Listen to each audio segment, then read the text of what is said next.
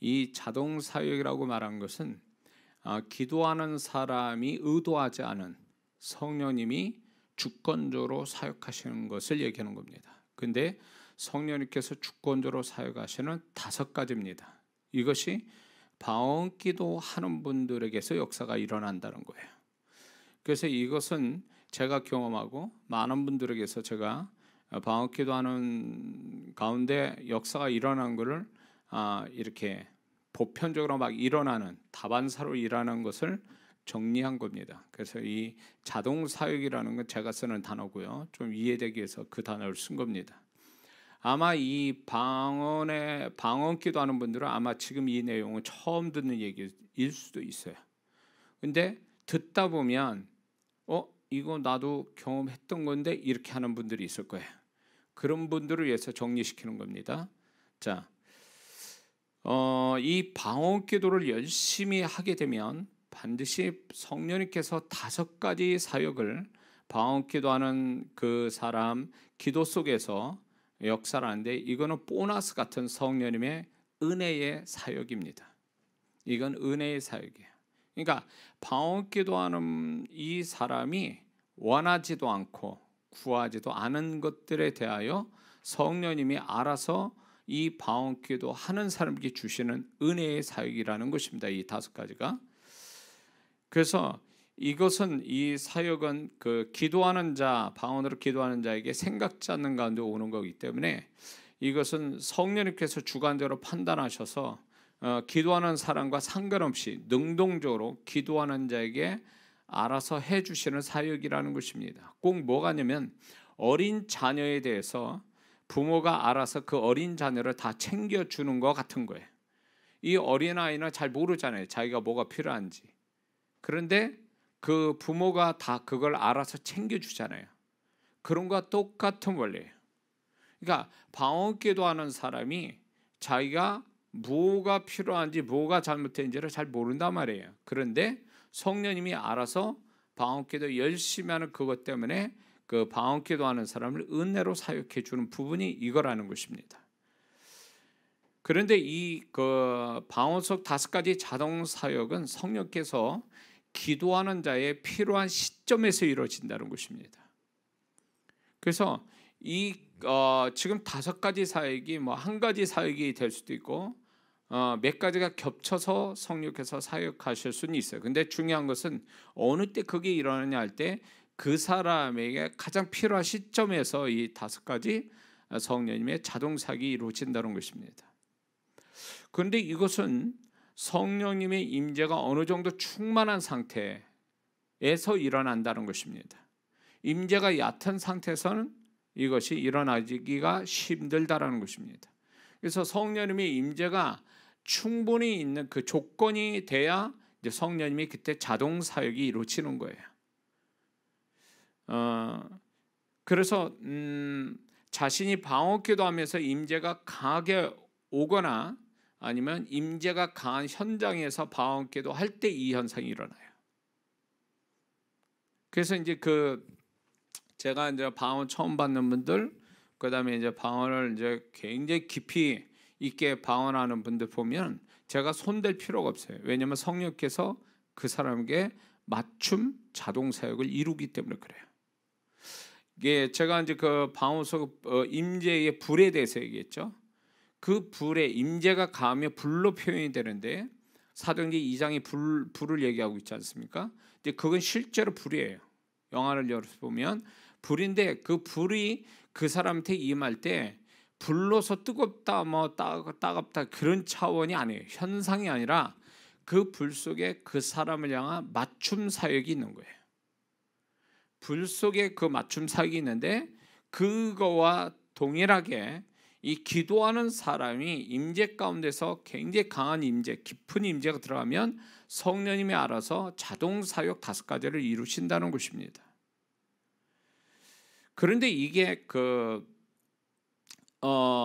이것은 성령님의 5가지 자동 사역은 영적으로 깊이 그 사람이 기도하기 위해서 깊이 들어가는데 필수적인 작업이라는 것입니다. 영적 작업.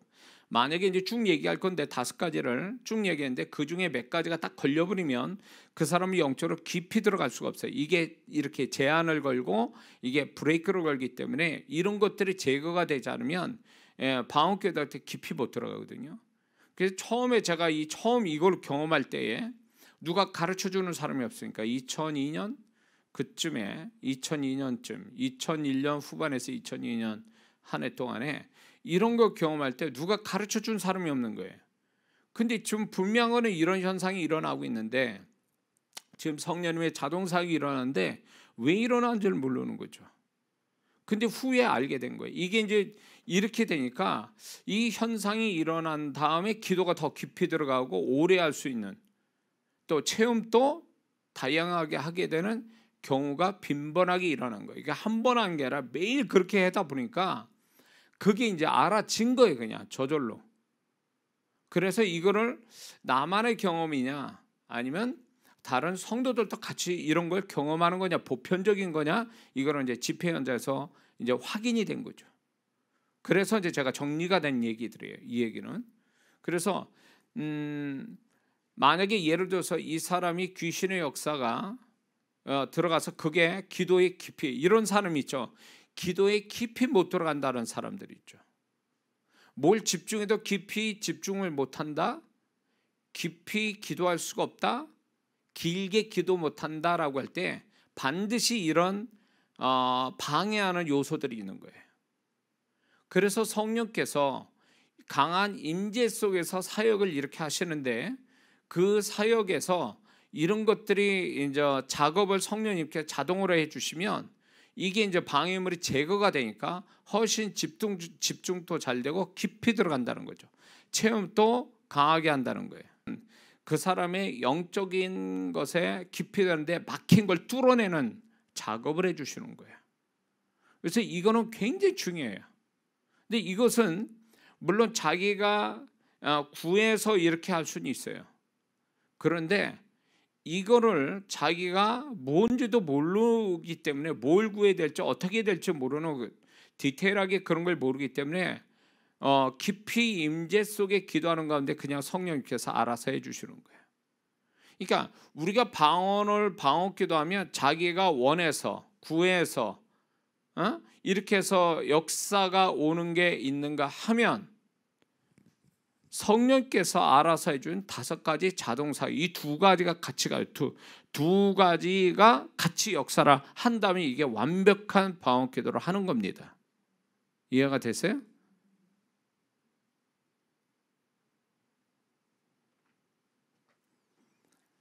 자, 그래서 이거는 굉장한 축복이에요. 굉장히 축복이에요.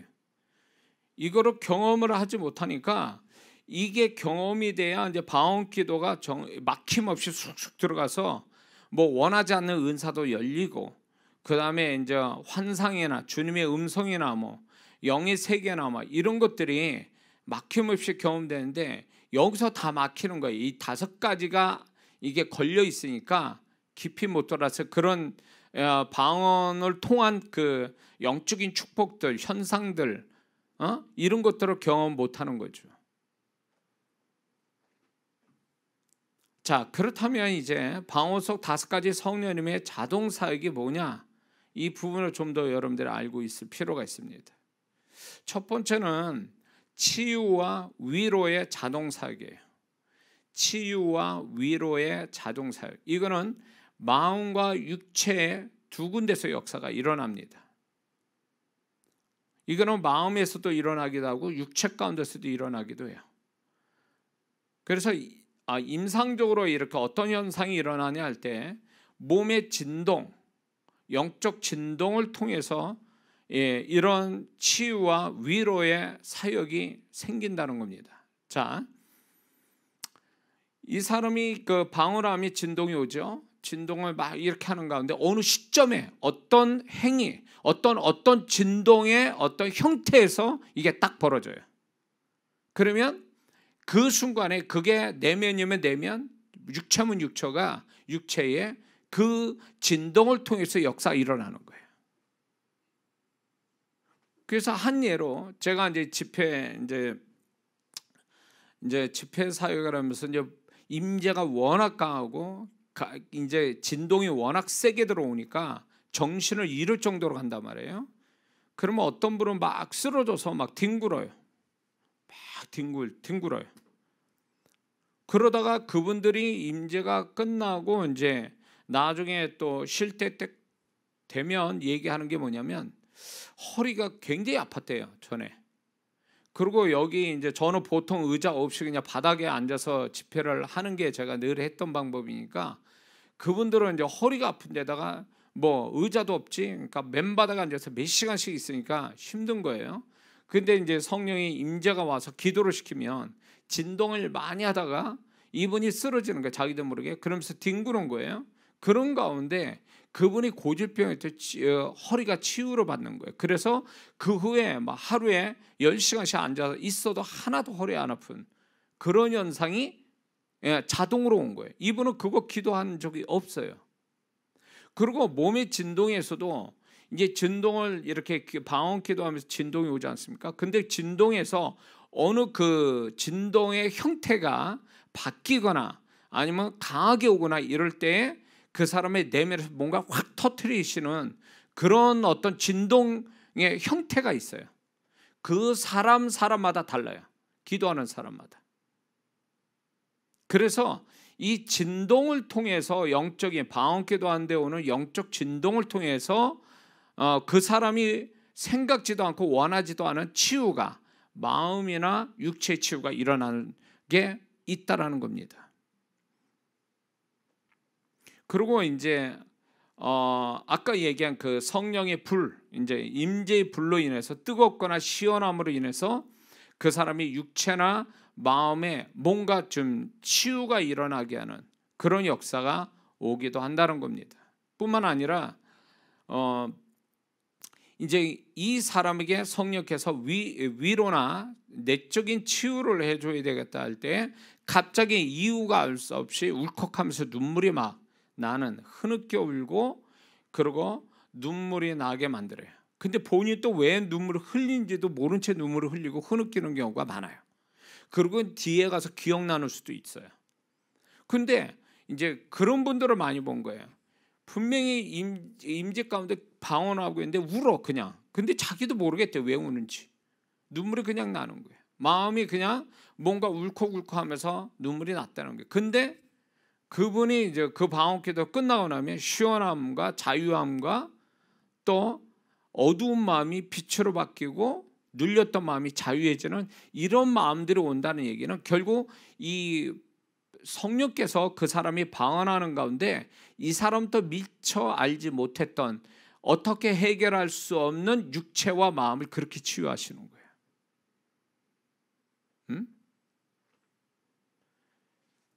그리고 이제 이런 경우도 있어요. 마음에 관하여서 이렇게 그분이 자동 사역을 할 때는요, 주님의 어떤 음성이 훅 하고 들어올 때가 있어요. 아주 간단한 음성일 수도 있어요. 사랑하는 자야, 내가 너를 사랑한다. 사랑하는 집사야, 사랑하는 누구야 이러면서 이름만 불렀는데도 막 뒤집어지는 경우가 있어요. 왜? 평상시에는 기도할 때 별거 아닌, 그게 그 음성이 그렇게 강렬하게 들리지 않는데 방언 기도하는 가운데 강렬하게 들어오는 거죠. 그래서 그분의 단순한 그 음성이 사람을 뒤집어 버려요. 그거는 이제 성령께서 이 사람에게 주님의 음성을 통해서 내적인 치유를 하시는 거죠. 뿐만 아니라 이제 그 사람에게 주님의 마음이 들어가는 수가 있어요. 그 사람 마음 안에 주님의 마음이 어떤 게 덮여지면서 거기서 이제 심령이 막 이렇게 깨어지고 또 거기서 이제 이렇게 감정적으로 격해져서 그걸 통해서 이제 내적인 변화를 받는 수가 많다는 거죠. 근데 이제 보편적으로 이런 게 있어요. 주님이 나를 불쌍히 보신다. 내지는 주님이 나를 알아주신다. 이런 개념이에요. 이런 마음이 그냥 우리는 지금 이해하는 차원, 지식적인 차원에서 이 말을 이해하고 있는데 기도할 때는 그 개념이 달라진단 말이에요. 그 느낌이 달라져요. 주님이 나를 정말 알아주고 계시구나. 주님이 나를 정말로 불쌍히 여기시구나. 이게 딱 오면 뒤집어지는 거예요. 제가 이걸 얼마나 경험한지 몰라요. 그 여러분도 볼 때 간단하잖아요. 단순해 보이고. 근데 이게 그냥 하고 기도할 때 오는 거하고 차원이 달라요. 거기서 내적인 뭐랍니까? 눌린 거, 상처받은 거, 이런 마음들이 다 깨어져 나가는 거예요. 그게 소위 말하면 이 사람을 구하지도 않은 거예요. 그리고 자기의 그런 내적인 깊은 그런 마음을 뒤집을 능력도 안 되는 거예요. 그렇게 하고 싶어도 안 되는 거예요. 근데 어느 순간 자기도 모르는 사이에 성령께서 이걸 자동 사역해 주시는 거죠. 육체와 마음을 이렇게 사역하세요. 그러니까 잘 모르는 사람이 방언할 줄도 모르고 방언이라고 개념만 아는 사람이 방언을 우습게 여기거든요. 그런 사람은 하나님 모독하는 거예요. 방언이 모든 은사 중에 제일 많은 비밀을 담고 있고, 방언을 통해서 사도행전 2장에 그대로 120명 성도가 뒤집어서 시대의 인물이 됐고 한 나라가 뒤집어졌어요. 그리고 한 세대가, 한 시대가 바뀌었단 말이에요. 역사 속에, 교회 역사 속에. 그만큼 방언은 엄청난 중요한 역할을 해요. 그래서 제가 왜 이 시점에 우리 교회에서 이 방언을 얘기할 때 폭발적으로 많은 분들이 제 이 방언에 관한 메시지를 들으면서 수많은 사람들이 와서 깨닫고 기도의 불을 받고 그리고 놀라운 주님의 음성으로 축복과 기적을 경험하는 이유는 제가 볼 때 이 방언이 그만큼 중요한데, 이거를 자세히 풀어서 이거를 설명하고 실제로 이게 그렇다는 걸 증명할 사람을 찾고 계셨다고 저는 보는 거예요. 그런데 정말 주님의 은혜로 제가 조그맣게 그 역할을 하는 사람으로 쓰임받는 사람이 됐기 때문에 지금 제가 이야기를 하는 거예요. 원래 다른 이야기들을 목요 응답기도에 다른 메시지 주제가 있어요. 그럼에도 불구하고 주님이 이 부분을, 수많은 방언을 할 줄은 알지만 방언이 뭔지도 모르고 방언을 무시하고 방언의 깊이도 모르고 계시적인 이런 내용을 모르는 이런 안타까움을 주님이 아셨기 때문에 저같이 이렇게 시리즈로 계속 지금 한 20개 정도를 하는 것 같아요. 제가 20개 정도를 하는 것 같은데, 이러나 하나님이 이거는 저는 우리 교회가 아니라 우리 한국 교회에 방언을 할 줄 아는 사람이, 나는 교회의 문턱을 드나드는 사람의 난 70-80%는 방언한다고 봐요. 그 성도분들이. 근데 이 방언의 축복을 충분히 받지 못하니까 주님께서 이 방언의 축복을 충분히 받도록 뭔가 스파크를 일으키기 위해서 저 같은 부족한 저를 쓰신다고 저는 생각이 드는 거예요. 그래서 많은 분들이 지금 실제로 또 방언의 축복을 받고 간증하고 있고 그런 역사들을 지금 저는 보고 있기 때문에 이 흐름을 놓치지 않으려고 계속 얘기를 하는 거예요. 근데 또 말할 수 있는, 제가 또 경험했던 거를 정리해서 얘기할 수 있는 하나님이 또 은혜를 주신 것 같아요. 그래서 지금 하나님이 제 입장에서 보면 방언을 많이 해라, 방언 기도를 많이 하라, 이 사인이에요 사실은요. 그래서 지금 제가 경험하고 많은 집회 가운데서 경험된 이 방언에 대해서 다 경험되기를 원하시는 거예요, 주님은요. 그래서 이 방언만 잘하면요, 은사는 저절로 오게 돼 있어요. 제가 분명히 말씀드리지만 은사를 뛰어넘어서 영의 세계, 은사 차원에서 넘는 더 넓은 영의 세계를 경험하고 영의 세계의 능력을 가질 수 있는 게 바로 이 방언으로 시작되는 거예요. 그래서 좀 더 이렇게 영적인 사람, 또 영의 세계를 움직이고 또 사단의 세력을 깨트리고 기도의 사람을 만드시기 위해서 지금 방언을 지금 하나님께서 제 입장에서 보면 방언을 지금 계속 말하게 하신다고 전 보는 거예요. 이해가 되십니까? 그래서 이제 이 자동 사역, 성령님의 이 자동 사역을 우리 모두가 경험을 해야 돼요. 그러면 예를 들어서 나에 대한 사역이 100이라고 치면 반은 내가 의식을 가지고 하는 거고 반은 내가 전혀 의식하지도 못하고 안다 해도 어떻게 해결할 수 없는 나의 부분에 대해서 성령께서 자동 사역으로 50% 해 주시는 거예요. 그래서 이게 나에 대한 어떤 축복된 나의 존재, 나의 신앙, 나의 영성 이런 것들을 축복하는 100%가 되는 거예요. 그래서 근데 오늘날 많은 성도분들이 방언을 좀 안다는 분들도 이렇게 얘기해 보면 이런 성령님이 주권적으로 역사하는 것을 경험 못한 분들 수두룩해요. 사역자분 중에서도. 근데 이런 부분들이 사역자, 소위 말하면 누구를 가르칠 수 있는 그런 사역자분들도 반쪽만 아는 사역자라면 일반 성도분들은 더 이런 부분을 모를 수 있다는 거죠. 그렇게 되면 성령님의 성령님이 하시는 이 사역, 자동으로 사역해 주시는 이 반은 전혀 경험하지 못하니까 이 방언을 통한 온전한 축복을 다 못 받는 거죠. 그래서 지금 이 부분이 여러분에게 굉장히 중요한, 이거를 들었기 때문에 여러분들은 앞으로 이게 또 경험이 되면 이게 그거구나 해서 이거에 대한 축복을 충분히 받을 수 있다는 것입니다. 이해가 되시죠? 자, 그래서 이렇게 치유와 위로의 자동 사역이 마음과 육체 가운데 일어나는데, 마음이든 육체든 간에 또 이런 현상이 있어요. 통증이 오는 현상이 있어요. 통증.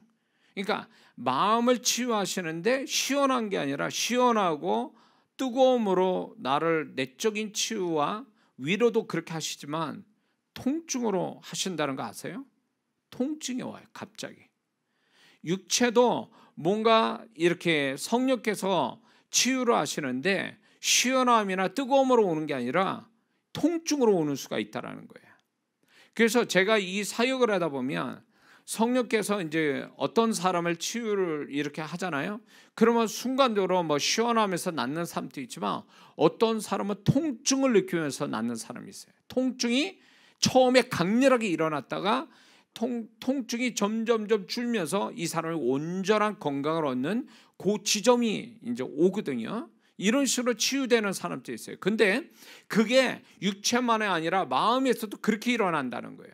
자, 이 마음에 상처가 있거나 눌림이 있고 매임이 있는 사람 있잖아요. 그러면 성령이 자동 사역을 할 때 어떻게 하냐면 갑자기 기도하다가 통증이 와요. 마음이 이렇게 가슴에 통증이 와요. 그러니까 답답함 내지는 호흡이 이렇게 잘 쉬어지지 않으면서 갑자기 안에서 막 얹힌 같은 통증 같은 게 오면 그 통증이 오면서 서서히 그 통증이 점점 강도가 약해져요.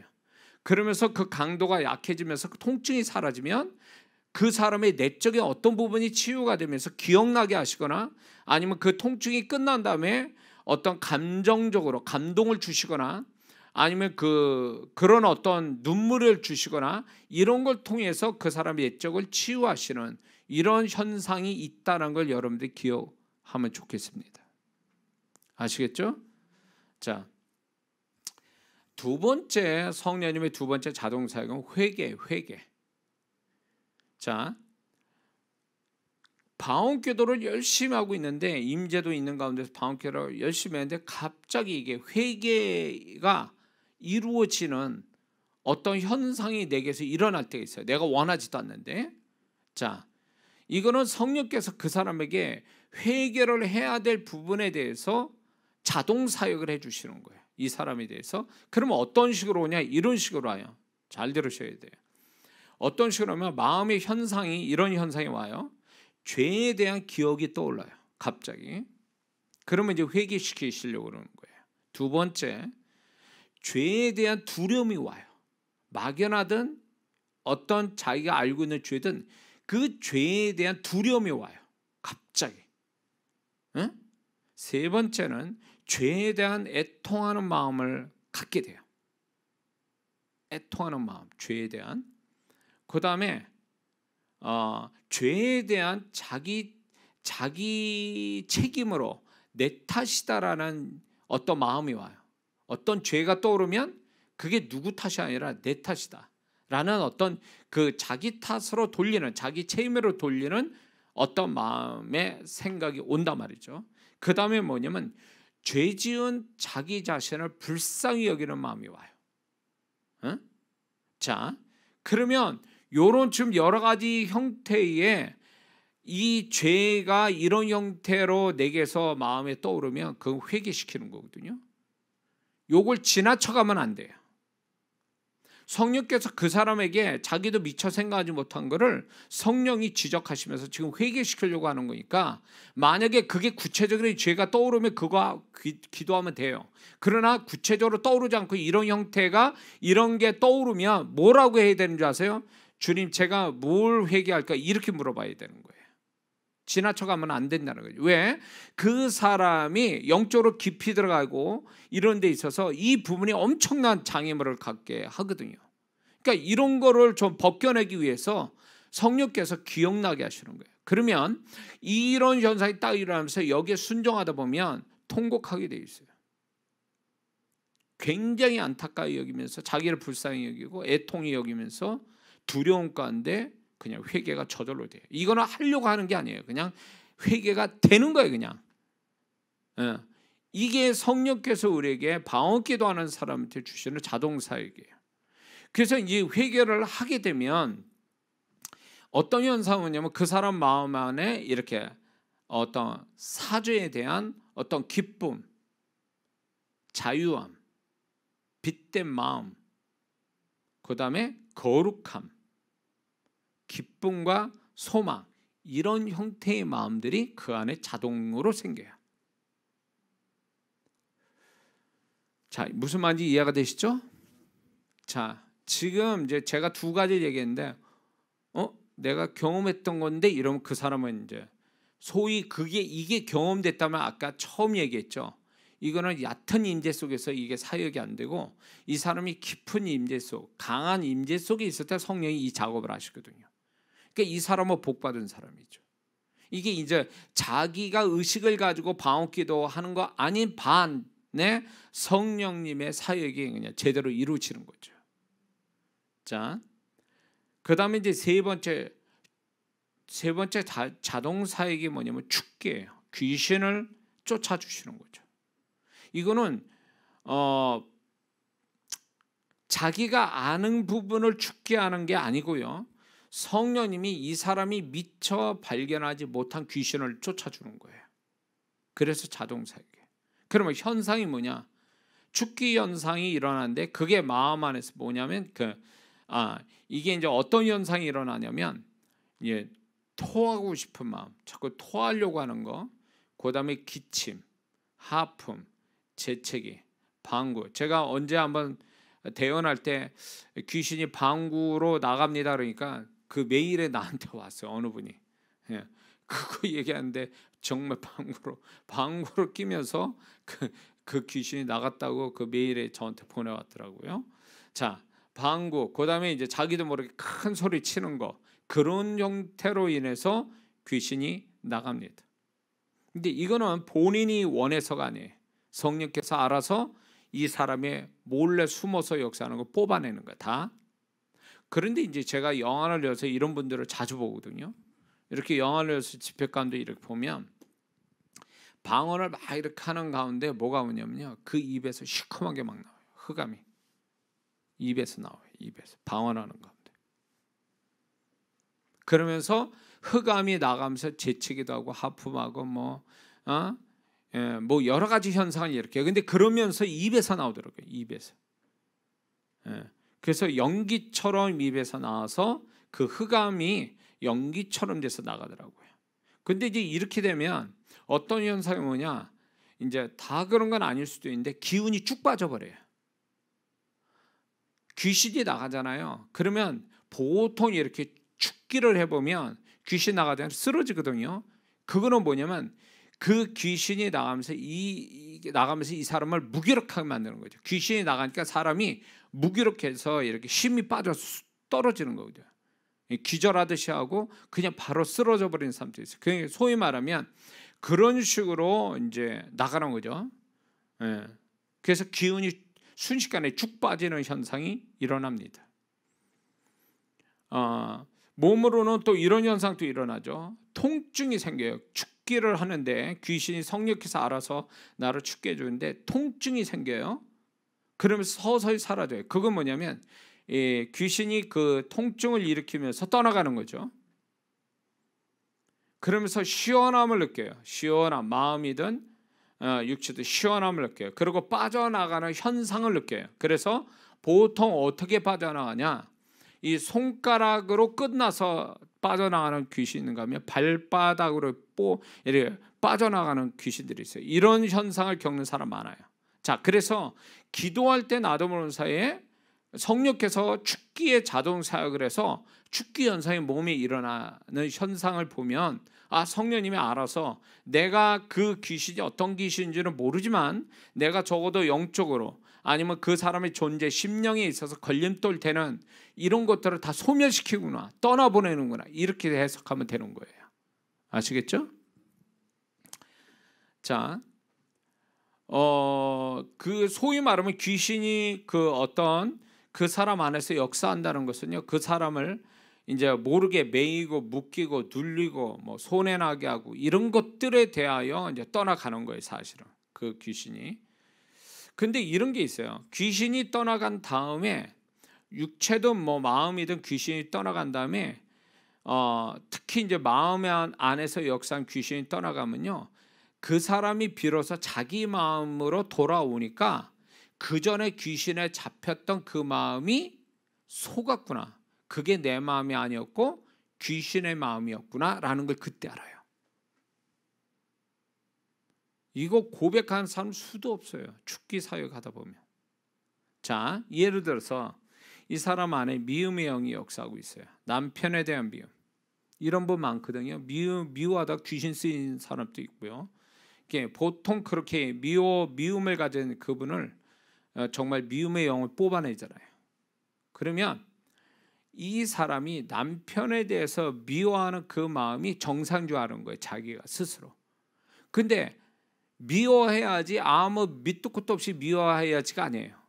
귀신은 미움의 영이 들어오면요, 미워할 수밖에 없는 합리적 이유를 줘요, 이 사람한테. 그래서 예를 들어서 저 남편은 뭐 때문에 난 미워할 수밖에 없어, 이런 생각까지 주는 거예요. 미움의 영이 뜩 들어와서 감정만 가지고 역사하는 게 아니라, 그 사람 감정만 역사하는 게 아니라 생각까지도 지배하거든요. 그 생각은 뭐냐면 합리적 이유를 주는 거예요. 그래서 내가 이 사람을 나는 이렇기 때문에 미워할 수밖에 없다라고 해서 미워하거든요. 근데 그 미움의 귀신이 떠나가면요, 놀라는 게 뭔지 아세요? 그 당사자가 내가 왜 남편을 미워했는가 이해를 못한다는 거예요. 그러면서 동시에 내가 남편을 미워했던 게 내 마음이 아니었구나라는 것을 그때 아는 거예요. 그러면서 동시에 이어지는 그 생각이 뭐냐면, 귀신이 나를 미워하게 만들었구나, 이렇게 하는 거예요.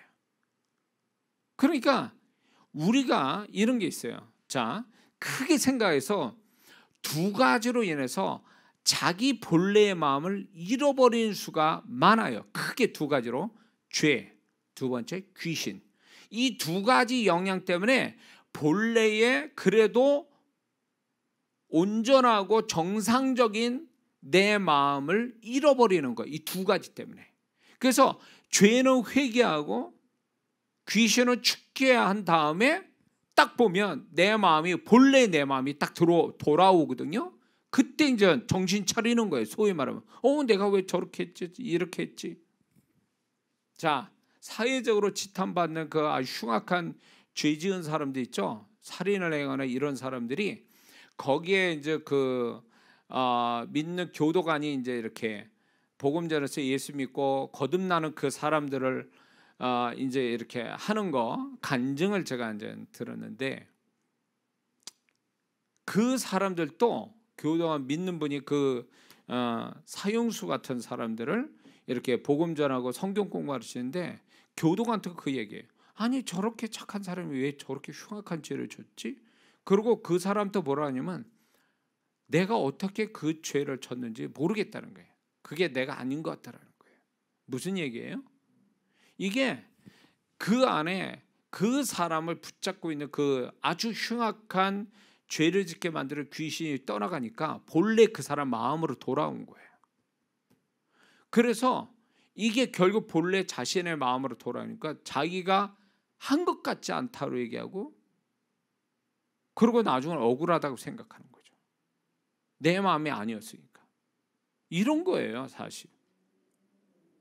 그래서 우리가 이제 방언기도 열심히 하는 가운데 이렇게 축기 현상이 일어나면요, 그 사람이 그 기도 끝나고 방언기도 딱 끝난 다음에 축기가 제대로 받고 나면요, 내가 달라진 걸 느껴요. 그래서 방언기도 시작 전과 방언기도 끝난 다음에 상태가 달라요. 그건 뭐예요? 방언기도 전에는 그게 자기 마음과 플러스 귀신의 마음도 같이 섞여 있는 거죠. 그런데 이제 자동 사역을 성령께서 방언기도에 사역하다 보니까 귀신도 나가고 내적인 상처도 치유받고, 딱 그러니까 기도 딱 끝나고 나니까 딴 사람이 되는 거예요, 자기가. 왜 그럴까요? 원래 상처받거나 죄가 회개되거나 귀신이 떠나가면요, 본래 자기 순전한 마음으로 돌아오거든요. 그러니까 달라진 거예요. 자기가 달라진 거예요. 이게 변화거든요. 변화라는 게 결국 하나님이 원하는 방향으로서의 그 마음이 회복되는 게 변화예요. 그러면 그 이전에 있던 것들은 다 뭐냐? 우리를 착각을 일으켜서 그게 내 마음인 것처럼 착각해서 나를 죽이려고 하는 거죠. 그런 것들이 죄, 상처, 귀신, 이런 것들이 나를 죽이려고, 인생, 존재도 죽이고 인생도 죽이고 지옥 가게 만드는 이런 것들이 작용하는 거예요. 그러니까 전도서에 보면 그 죄가 그 사람을 미친 마음을 갖게 해서 평생을 살게 한다, 그 얘기예요. 전도서의 말씀에. 그러니까 이 사람이 죄 때문에 평생 자기가 미친 마음으로 산 거예요.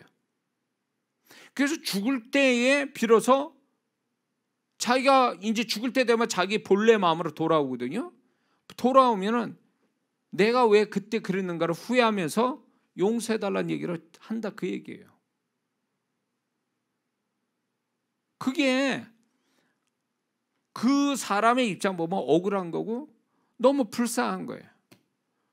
그 이전에 이렇게 하나님의 은혜로, 보혈의 능력으로, 성령의 능력으로 이렇게 죄나 상처나 귀신들이 쫓겨나가고 치유되고 회개가 됐다면 정신 나겠죠. 하나님이 원하시는 생각을 갖게 됐겠죠. 그러면 인생 제대로 살 거 아니냐 말이에요. 그런데 이게 없으니까 미친 마음 가지고 사는 거예요. 하나님 볼 땐 미쳤다라는 거예요. 상처 때문에 미치고 죄 때문에 미치고 귀신에 미쳐버리는 거죠. 가룟 유다가 그 짓 할 거 누가 알았어요? 가룟 유다가 다 사단에게 쓰임받고 난 다음에 자기 미친 짓 한 줄 비로소 알았잖아요. 그러니까 결국 뭐예요? 가룟 유다는 결국 그렇게 그런 어떤 사단에 귀신이 들어와서, 사단이 들어와서 역사해서 그렇게 돼버린 거죠. 그러니까 이게 세상 사람이 그렇고 교회에 다니는 구원받은 사람들이 이렇게 산다는 거예요.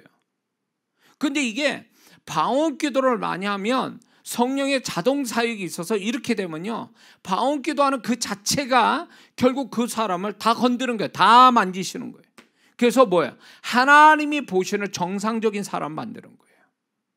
이게 방언 기도의 축복이라고. 근데 이런 것도 모르면서 방언을 뭐 안다고 얘기하는 그 사람은 굉장히 위험한 사람이에요. 응?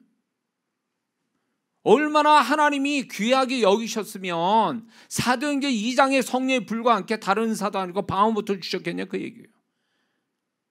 초대교회로부터 해서 지금까지 방언에 대한 귀신이 이거를 정말 귀하니까 막 섞어가지고 다른 얘기를 막 섞어가지고 방언에 대한 축복을 받지 못하게 하는 것이 초대교회 고린도 교회부터 있었잖아요.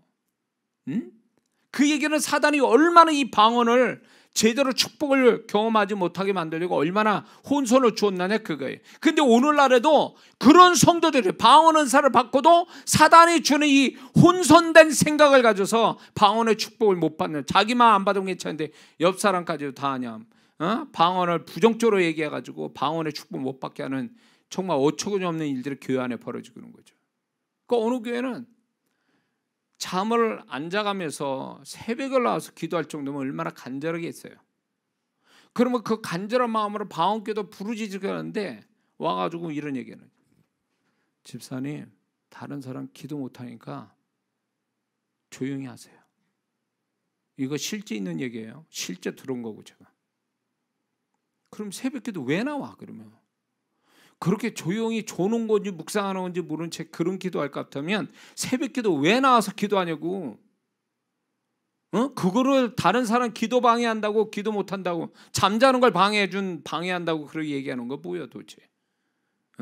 새벽에 그렇게 조용히 나와서 묵상기도, 입도 안 벌리고 그냥 묵상으로 기도하는 게 새벽기도냐고. 그게 옛날에 그랬습니까? 새벽기도 그렇게 드렸어요? 새벽기도 얼마나 난리쳤어요. 새벽기도를 기도하는데 너무 간절해서 울고 통곡하고 막 이런 사람이 얼마나 많았냐고. 새벽기도. 근데 지금은 그게 새벽기도가 아니에요. 조용히 앉아가지고 조는 건지 기도하는 건지 뭘 하는 건지 모르게 이러고 있다가 그것도 길게도 안 해. 목사님 설교 딱 10분 딱 설교하면 이 모든 게 20분 내지 30분 끝나. 새벽기도가. 그러면 기도를 길게 해봐야 10분 하고 가는 사람이 수두룩해 그냥. 적어도 최하 1시간은 하고 가야 되는 거 아니야? 부르짖어 기도하고. 그런 새벽기도 어디 있냐고. 그렇게 하는 사람 있어요? 지금? 새벽기도의 개념이 안 돼 있는 거야. 그러면 왜 새벽기도 드리냐고. 졸면서 하지는 말지.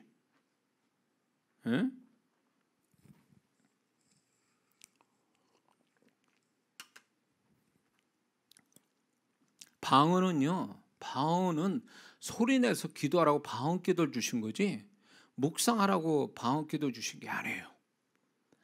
방언의 은사는 소리를 내야 비로소 가치가 있는 거예요. 하나님의 말씀도 소리로 나야 그 능력이 나오듯이 방언도 소리로 말을 할 때 방언의 능력이 나오는 거지. 그거 방언 은사 받았는데도 조용히 아무 소리 안 하고. 그게 무슨 방언 기도하는 거야. 그게 하지나 말지. 그러면 한국말 기도하는 것보다 더 못한 거야 그거는. 자, 그래서 우리가 방언 기도 하는데 그 축복의 반은 성령님의 자동 사역이 있다는 거 잊지 말아야 됩니다. 자, 세 번째는요. 세 번째죠. 자, 네 번째는 필요한 네 번째 자동 사역은요. 성령님의 자동 사역은 필요한 영의 역사를 일으키는 것이 성령님의 자동 사역이에요. 네 번째. 필요한 영의 역사를 일으키는 것. 자, 이게 무슨 얘기냐면 이런 거예요. 자, 그 사람이 미움이 있어요. 그러면 죽기를 하시겠죠. 성령님이 미움의 영을 쫓아요. 그게 귀신의 역사라면 죽기를 하시죠. 그 다음에 어떻게 하는 줄 아세요? 성령께서 반대의 영을 공급해 주시는 거예요. 미움의 반대가 뭐예요? 사랑이잖아요. 용서. 이런 어떤 성령님이 반대의 영으로 그 사람한테 역사해 주시는 거예요. 그래서 이 성령님이 그 사람한테 필요한 영의 역사를 일으키시는 자동 사역을 경험하는 사람은요, 구하지 않았는데 벌써 뒤집어져 있어. 심령이 딱 끝나면 벌써 이게 변화된 심령을 갖게 돼요. 이게 성령님의 놀라운 역사예요. 우리가 미움이 내게서 떠나간다 해서 사랑이 바로 됩니까? 우리의 혼적인 마음에서 안 돼요. 그 사랑이라는 것은 결국 우리 인간의 마음에서 생성되는 게 아니라 그분이 부어주셔야 되는 거예요. 그러니까 성령께서 내게 사랑의 영으로 오셔서 내게 사랑이 충만해져야 비로소 우리는 사랑이 되는 거예요. 미움이 떠나가는 것만으로도 되는 게 아니에요. 미움이 떠나갔으면 사랑으로 성령이 역사해 주셔야 돼요. 그래서 성령님이 우리에게 부족한 것을, 거기에 부족한 그것을 그거기에 필요한 영으로서 우리 안에 역사하시는 거예요. 이게 기가 막힌 거예요. 이게 기가 막힌 거라고. 자, 저는 이 부분을 사역에 얼마나 많이 제가 이걸 경험한지 몰라요. 자, 이장한 목사의 말 가지고는요, 영혼들이 이제 뭐 이렇게 변화도 안 되고, 그리고 나도 인간인지라 어떤 뭐 나도 불편한 마음들을 갖고 있죠. 여러 가지 뭐 집회를 하다 보면 짜증나는 일들이 많아요. 기분 나쁜 일도 생기고 막 힘든 것도 생겨요. 그러면 인간 이장한 목사가 성인도 아니고 예수님도 아니고 천사도 아닌데 그게 그 마음이 있는데 어떻게 사역이 되겠어요? 그러니까 성령님께 계속 기도해요. 그렇게 고백하는 거예요. 성령님, 제가 상태가 이렇습니다. 방언하면서. 그러면 어느새 그거에 내가 이 마음 가지고 안 되니까 계속 그것만 이제 보여드리고 알려드리고 이제 맡기는 형태로 기도를 해요. 그럼 성령께서 자동 사역으로 딱 오시면 그분이 단 하나로 시작해요. 단 하나. 마스터 키 같은 거. 그게 뭔지 아세요? 주님의 마음으로 탁 덮어버려요. 딱 끝. 다 끝나버려요. 자유하고 어디에 매이지 않는 그 10년 가지고 집회가 되는 거예요. 이거 한두 번 경험한 게 아니에요. 그러니까 이게 참아야지, 견뎌야지, 이겨봐, 이래서 되는 문제가 아니라는 거예요. 그러니까 성령께서 방언기도 하는데 성령께서 내가 어떻게 할 수 없는 그 내적인 어떤 그 모든 필요한 거를 그분이 거기에 맞는 영으로 내게 역사해 주시는 거예요. 기가 막힌 거예요 이게. 이걸 아냐고. 응? 이것도 모르면서 방언을 좀 안다고 우습게 여기고 이런 분들은 회개해야 돼. 이거 알지도 못하면서. 자,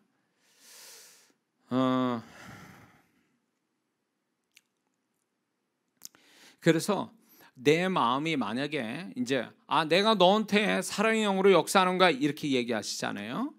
그렇게 하지 않고요. 우리가 스스로 알게끔 나 그 사람 그냥 기도하기 전에는 막 그냥 어떻게 그냥 막 어떻게 하고 싶었는데 다 기도 끝나고 나니까 그 사람을 오히려 불쌍히 여겨지고 아유 그래 내 그 영혼을 내가 축복하지.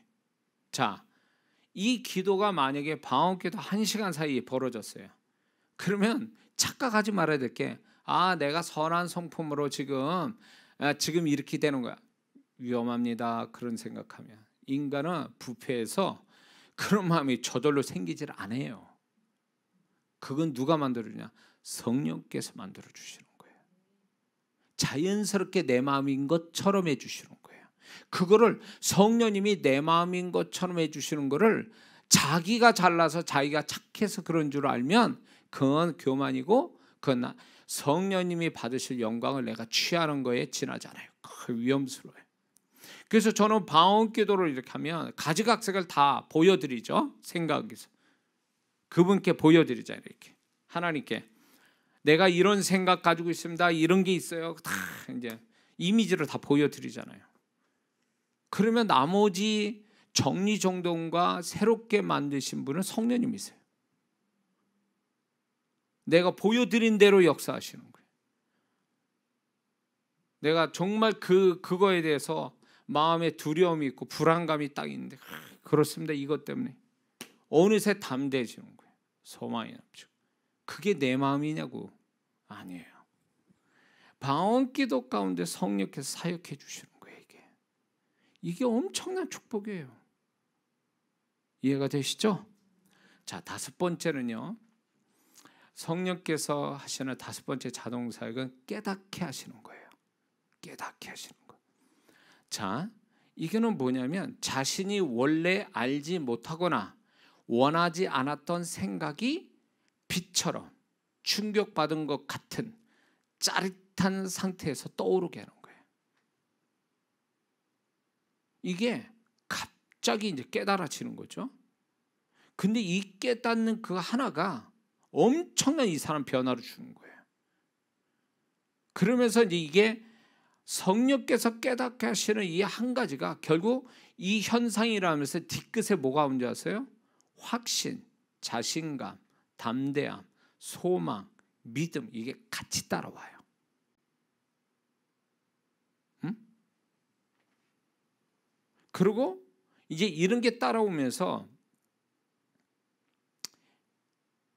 따라오면서 지금까지 자신이 지금까지 생각해온 것이 잘못되었다는 것을 진하게 성령께서 알게 하시거나 자신이 맞다고 하는 생각에 대하여 강하게 확신을 갖도록 또 보증하신다는 거예요. 자, 자기가 생각하지 못했던 것을 번쩍하면서 생각해서 그 다음에 자신감, 소망, 확신 주시는 것도 있지만 또 이제 깨닫게 하시는 것 중엔 이런 것도 있어요. 그게 뭐냐면 내가 잘못됐구나 내 생각이 이걸 강렬하게 깨닫게 하고 또 하나는 내가 생각하는 게 맞다라는 걸 보증으로 확실하게 부어주는 게 있어요.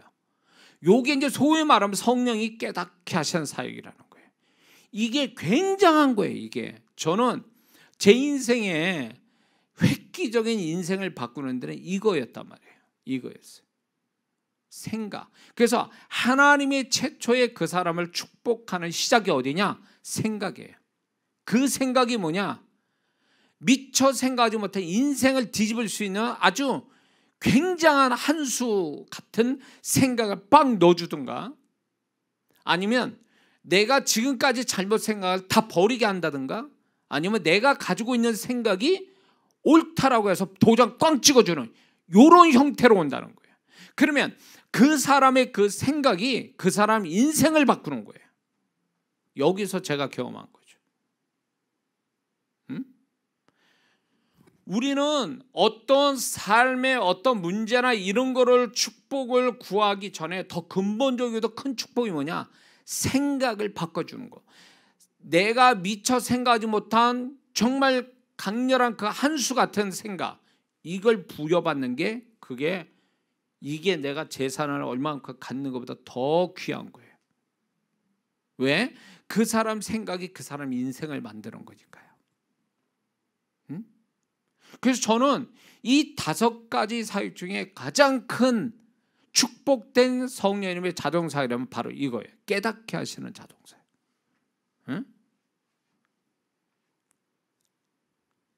그래서 이거는요, 그 사람 신앙이나 삶, 존재를 다 뒤집는 그런 아주 사역이 되는 거예요, 이게.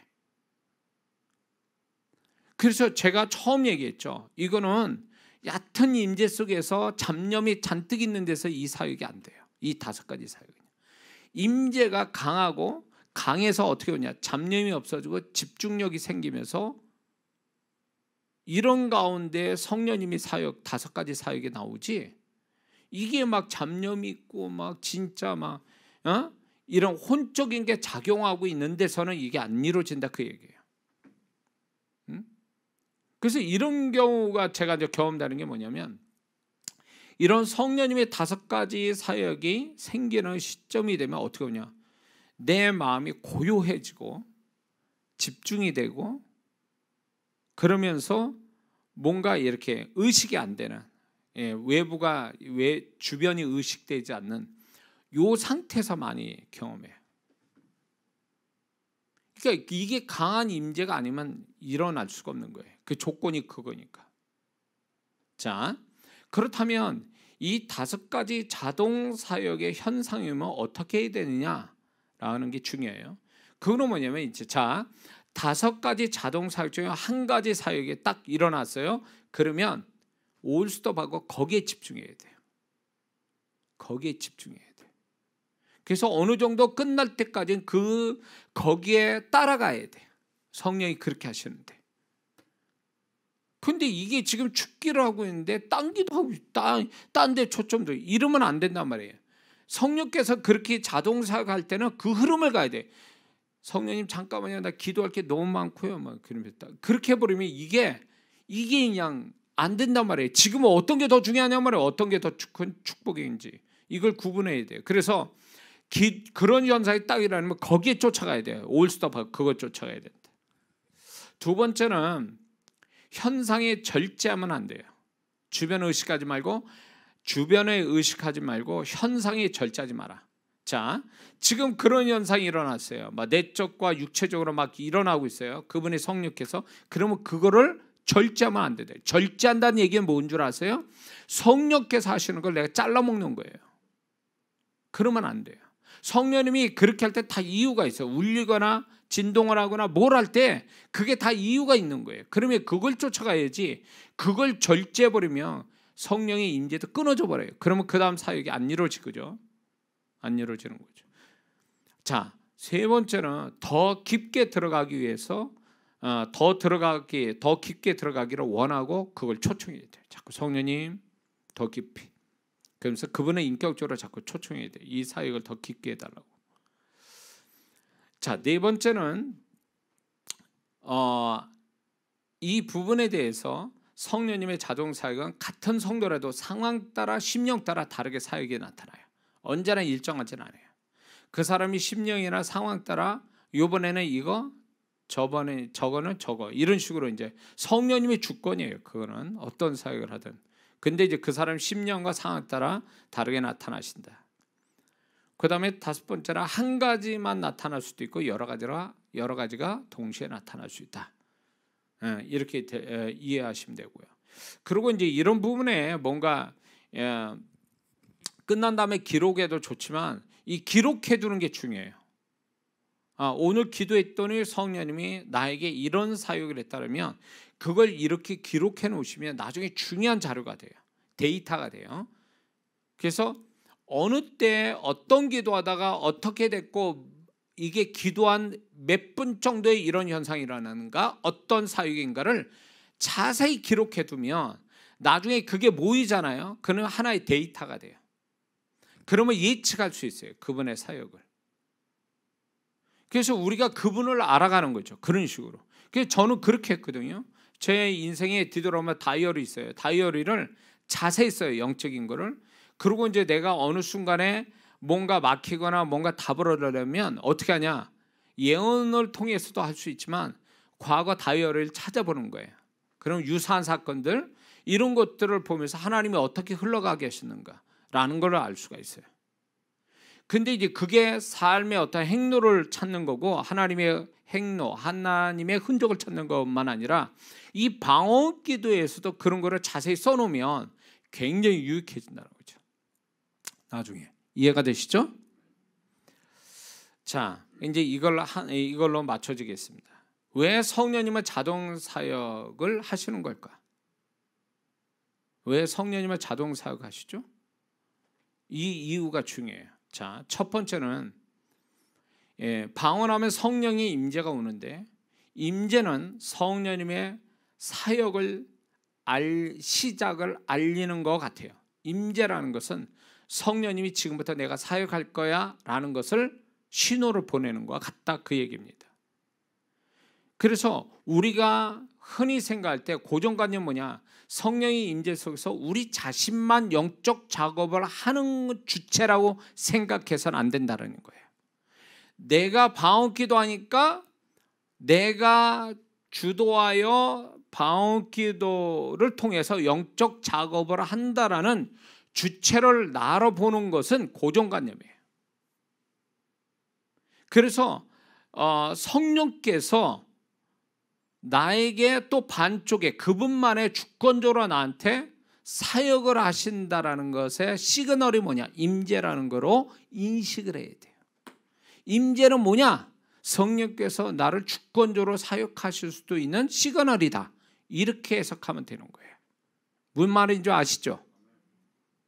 근데 많이도 고정관념 뭐냐, 나만 방언 기도해서 나만 기도하고 나만 내가 필요한 것만 기도하고 끝내는 게 방언 기도라고 하는 이 고정관념은 수십 년 동안 가져왔던 생각들이에요. 그러나 이거 깨져야 돼요.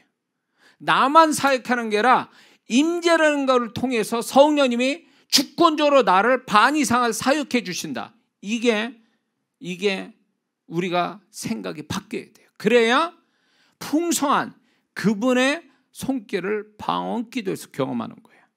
할렐루야. 자, 두 번째, 왜 성령님의 자동 사역을 하실까? 두 번째는 방언하게 되면 성령께서 내 영을 깨우시죠. 그리고 내 영을 활동하게 하세요. 그래서 성령님께서 이제 내 영을 깨우시면서 자체적으로 이제 성령께서 내 영, 내 혼, 내 육체 이런 것들을 온전하게 또 정화시키기 위해서 지금 자동 사역을 이루시는 거예요. 그러니까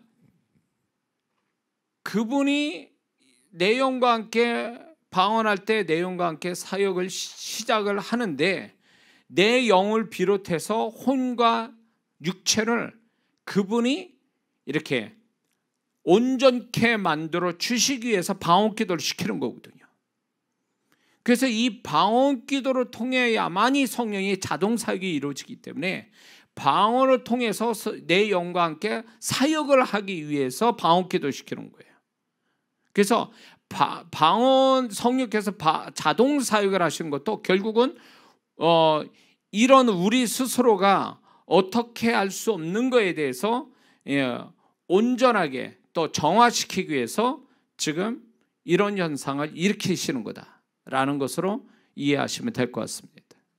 자, 세 번째는요. 왜 자동 사역이 오게 하는가 할 때 기도하는 자가 자신을 미처 영적, 심령적, 육체적 상태를 다 알지 못하는 무지함 때문에 성령께서 자동 사역을 하시는 거예요. 내가 모르잖아요.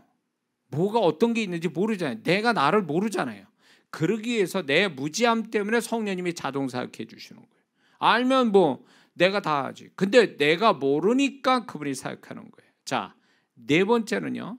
기도하는 자가 영적, 심령적, 육체적 문제를 알아도 스스로 해결하지 못하는 한계점이 있기 때문에 성령님이 자동 사역하시는 거예요. 알면 뭐합니까? 내가 처리를 할 줄 모르는데 그러니까 성령님이 자동 사역을 해주시는 거예요. 이해가 되시죠? 네. 우리가 스스로 구원하실 것 같으면 예수님이 왜 십자가에 그렇게 고통받으시며 죽으실 이유가 뭐 있어요? 우리가 안 되니까 그분이 오셔서 십자가에 죽으신 것처럼 우리가 알아도 내가 나를 영혼, 육을 어떻게 할 수 없으니까 그 한계점, 무기력한 그 지점에 있기 때문에 성령께서 자동 사역을 보충으로 은혜롭게 우리에게 사역해 주시는 거예요. 다섯 번째는 성령님의 5가지 자동 사역은 기도하는 자의 존재 전체를 업그레이드 시켜 주시기 위함으로써 자동 사역을 해 주시는 거예요. 존재 자체를 버전 1에서 버전 3, 버전 2, 버전 1.5가 아니라 버전 1인 사람이 1.5로 바뀌는 게 아니라 버전 2, 버전 3, 이제 차원이 다른 그거를 해 주시기 위해서 성령님이 자동 사역하시는 거예요. 그래서 성령님은 다 이유가 있어요. 왜 이걸 하시는가? 그분이 그만큼 예수님이 우리가 죄인 됐을 때 하나님 아버지는 우리를 사랑해서 예수님 보내셨고 예수님은 우리를 사랑하셔서 십자가에서 그분이 온갖 고통을 받으시면서 우리 위해 생명을 던지시고 성령님은요 우리가 예수 그리스도처럼 되게 하시기 위해서 무한한으로 우리가 죽을 때까지 그분은 희생하며 나를 돕고 계시는 거예요. 삼위일체 하나님께서. 이해되세요? 그런데 우리가 그 성령님이 이렇게 아주 지금 디테일하게 우리 신앙 속에 존재 속에 들어와서 이렇게 작업을 하시는데 이거를 같이 동의하면서 같이 동역하면서 가도 시원찮은 판에 이런 걸 자기 인간의 짧은 교만한 생각으로 아니다라고 얘기하고 모독하고 성령님을 무시하고 그러니까 데살로니가전서 5장 19절입니까? 너희는 성령을 소멸치 말며. 성령님이 어떻게 소멸되십니까? 소멸되시는 분은 아니에요. 그러나 여기는 이거예요. 성령을 소멸치 말라 할 때 그 중간에 가로 열고 뭐가 있어야 되냐면 성령의 임재를 소멸치 말며 성령님의 사역을 소멸치 말며 성령님의 도우심을 소멸치 말며 이런 뜻이에요. 그게. 그런데 오늘날 성도들이 성령님이 와 계셔서 도우려고 하는데 성령의 모든 사역을 소멸케 하는 사람들이 너무 많다는 거예요. 그러니까 몸뚱이만 있는 거예요. 구원받은 몸뚱이만. 그 곁에 돕는 성령님의 역할은 아무것도 없는 거예요. 그러니 그 몸뚱이만 가지고 신앙생활 하려니 부패한 그 마음 가지고 신앙생활 하려니 그게 되냐고. 안 되니까 표를 낼 수는 없고, 그러니까 포장하고 위장하고 가식과 외식으로 똘똘 뭉쳐버리는 거죠. 응? 그래서 오늘날 성도분들의 문제는 뭐냐? 열심히 모자람이 아니에요. 타락한 것이 근본적 문제는 아니에요. 뭔 줄 아세요? 우리를 도우시기 위해서 오신 보혜사 성령님을 무시한 채 그분의 도움 없이 살아가는 이 교만함이 결국 하나님 앞에 구원을 잃어버릴 수도 있는 지경까지 가는 거예요. 성령님이 굳이 이렇게 하실 이유가 뭐 있어요? 굳이 이렇게 우리 기도 속에 들어오셔서 이렇게까지 사역하실 이유가 뭐 있냐고요? 근데 우리는 이걸 몰라요. 자기 짧은 머리 교만함으로 그게 다 잘라먹고 있는 거죠. 지금 성령님이 도와주신데도 다 잘라먹고 있는 거예요. 그러고 도움 못 받으니까 결국 이 타락한 본성 가지고 혼적인 걸 가지고 살아가니까 별짓을 다 하는 거지. 그분이 도와주는 것도 도움 안 받고 하니까. 그 핵심이요, 방언기도가 핵심이 되잖아요. 사정전에 120명 성도가 뭘로 뒤집어졌어요? 내면을. 그리고 어떻게 시대로 바꿨어요? 방언기도잖아요. 그 방언기도 하는 가운데 주님의 마음이 들어가고, 그 방언기도 하는데 성령이 불러받아서 사람이 달라진 거잖아요. 그 능력이 흘러나가고. 그런데 오늘날 기도합니까? 오늘날 방언을 중요시 여깁니까? 방언의 은사 받아도 스스로 방언을 안 한 사람이 이게 얼마나 많은 줄 아세요? 성령을 모독하는 거죠. 기도 안 하고 어떻게 살아요? 누가복음 18장에 주님 맞잖아요. 내가 인자가 다시 올 때 세상에서 믿음을 보겠느냐. 그 믿음을 뭘로 얘기하셔요? 기도로 얘기하잖아요. 밤낮 부르짖은 택한 자들의 원한을 내가 풀어주지 않겠냐? 속히 풀어주리라. 뭘 얘기하는 거예요? 마지막 때가 되면 기도가 얼마나 중요한데, 그 기도를 도우시는 성령님이 계신데도 기도 안 한다? 기도 안 하고 신앙생활, 기도 안 하고 성경 안 봐, 기도하지도 않고 전도하고, 이게 얼마나 위험스럽고 무모한 거예요. 그래서 혼적이 한국말로 하는 기도 가지고 부족하니까 방언기도라는 놀라운 4차원적인 기도를 우리에게 주신 거 아니에요. 이 방언을 저도 몇십 년간 했지만 해도 이거는 모자란 거예요. 이게 그만큼 귀한 거라고. 많이 못해서 이게 문제인 거지.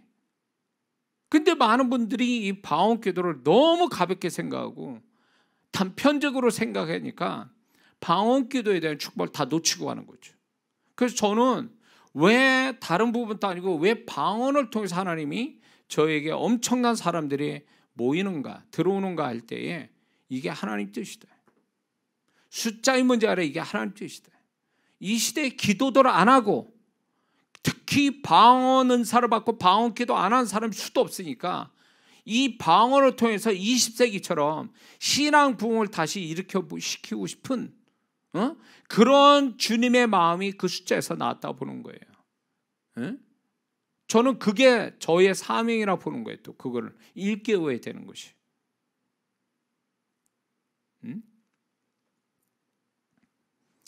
그래서 어느 분은 또 뭐 방언을 얘기하는데 무슨 내가 신비적인 걸 얘기해. 그게 아니라니까요. 이건 기본적으로 알아야 되는 걸 모르니까 지금 저 같은 사람이 얘기하는 거 아니에요. 주님이 가르쳐 주신 것대로. 실제로 또 그게 경험된 사람들이 얘기하고. 그러니까 우리가 이 방언 기도의 놀라운 이 축복을 우리가 놓치지 말고, 정말 지금부터라도 방언이 얼마나 재밌고 이 방언을 할 때마다 주시는 성령님의 이 놀라운 사역들, 이런 걸 통해서 우리 자신들의 존재를 업그레이드 시키고 영적 분별력을 가지고 능력 있는 그리스도인으로 살아가는 거. 그래서 적어도 내 주변에 흑암의 세력을 물리치고 능력 있는 그리스도인들 흑암의 세력을 물리치고 그 속에 있는 영혼들을 구원하고, 그리고 귀신의 역사를 떠나보내고 성령의 역사를 아주 그냥 폭포수같이 부어지는 역사를 나를 통해서 나타나게, 그런 것들을 우리가 경험시키려고 지금 성령님이 간절하게 지금 기도하기를 원하신다는 거. 우리 잊지 말고 이 부디 여러분들이 기도할 때 이 사실을 아는 사람도 있을 거예요. 지금 그럴 거예요. 목사님 저희가 경험했던 건데 그게 그거였군요. 이런 분들이 있어요. 그러면 다행이에요. 근데 아무것도 모르는 상태에서 이거를 지금 들은 분들은 들은 게 믿음이 돼서 이 경험을 시킬 거예요. 그래서 방언의 정말 이 반쪽, 우리가 하는 내 기도하는 그거 의식 가지고 기도하는 그 반대한 반 이상의 성령님의 이 자동 사역의 축복을 통해서 이 방언 기도가 얼마나 귀한지를 알고 간증하는 여러분이 되시길 주의 이름으로 축원합니다. 기도합니다.